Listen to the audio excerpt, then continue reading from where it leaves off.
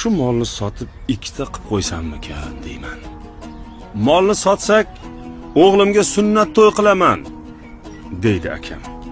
Molni sotsak, singling Sarvinozni sepini qilamiz, deydi onam. Molni sotsak, qishga bug'doy g'amlab qo'yamiz, deydi otam. Molni sotib, sizni Toshkentga olib borib davolataylik, ona, dedik biz. Kichik ukam xarxasha qiladi. Molni sotib, puliga men Target degan maktabda o'qiyman, deydi. Toshlarga so'yladim armonlarimni. Siz nima deysiz? Molni nima qilaylik?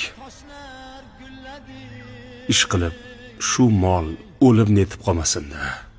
Agar shu mol o'lib qolsa, butun oilamizni rejalari, maqsadlari va umidlari ham o'ladi.